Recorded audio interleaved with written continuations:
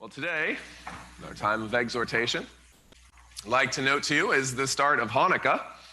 And it seems like a great day to talk about that holiday, for it is a biblical holiday to this degree. It's a holiday named in the Bible. So let's talk about it a little. The one mention of it is in John chapter 10, verses 22 through 23, which reads, "Now it was the feast of dedication in Jerusalem, and it was winter. Jesus walked in the temple in Solomon's porch." And then the dialogue goes on from there. But Jesus is there at the temple at a time not required to be at the temple to celebrate the winter holiday of the Feast of Dedication of the Temple. And dedication in Hebrew is the word Hanukkah. That is what Jesus is present in Jerusalem for, Hanukkah. Jesus was there 1990 so years ago today, celebrating Hanukkah. So what was he celebrating? Well, the event that caused the celebration of Hanukkah happened in the time period between the book of Malachi and the book of Matthew. A man prophesied in the book of Daniel as a goat with one horn, a unicorn, would take over Israel and lead many people astray. His name turns out to be Alexander the Great.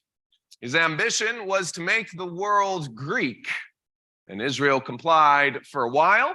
It is when the Septuagint was written, the Greek translation of the Old Testament that Jesus quotes from regularly. But as time goes by, the worldly Greek culture begins to infect Israel more and more and more. Soon they build a gymnasium inside Jerusalem where they start doing Greek practices. Soon they stop circumcising their kids. Soon they start taking on more and more Greek customs. And as so often happens, when we get more and more cuddly with the world voluntarily, the world soon makes our participation in it involuntary by demanding it. And sure enough, a descendant of one of Alexander the Great's generals not only wanted to include Greek culture into Israel, but soon he outlawed God's culture in Israel. He wrote a letter that his people needed to be one people under one law, and he outlawed God's law, which is one of the reasons why when you read the New Testament, there is such an emphasis to keep the law, because only 150 years before it was outlawed. The virtue of tolerance seems to be, for almost 3,000 years, always intolerant of God's standards. And so in the course of events, mothers who insisted on circumcising their kids had to watch their kids strangled and then hung in Jerusalem. Greek government workers would go from town to town in Judea in order to compel citizens publicly to eat pork. And the temple in Jerusalem was dedicated to Zeus, an altar set up there, and he was praised because, as Antiochus went on to say, one people means one law means one God. And soon a priest in the town of Modin out the side started a rebellion. He defied the government mandates. He soon began a guerrilla operation in the mountains around Jerusalem and gained more and more people as things went by, until he had a veritable army. And at the Battle of Beth Zur in 164 BC, 164 years before Jesus was born, they took down the Greek army and went to Jerusalem and rededicated the temple to Yahweh. They dedicated the temple to Yahweh. They Hanukkah'd the temple. So that is why it is a noble holiday, but that's also why it is not one Christians celebrate.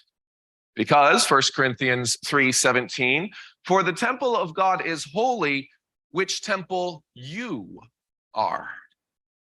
We don't celebrate Hanukkah because God built a new temple, you, the church.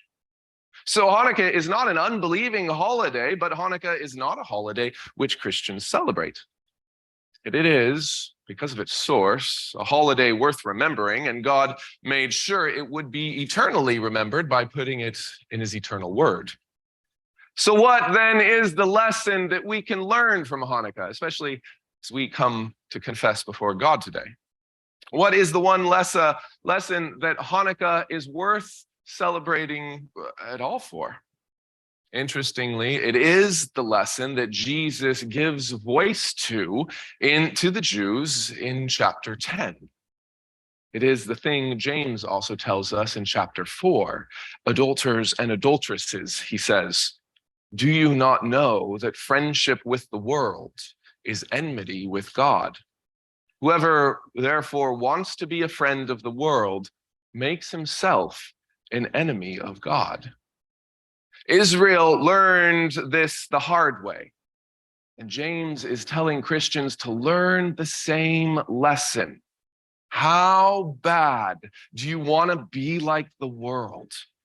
How bad do you want to be seen as relevant to the world or respectable by the world? How bad do you not want to be one of those Christian weirdos that everybody talks about? How bad do you want to do what the world does? And how much are you willing to give up to be identified with the world? But Hanukkah teaches that in the end, you will give up more than you think you will as you walk down that road. God alone is light and life. This reminds us of our ever-present need to confess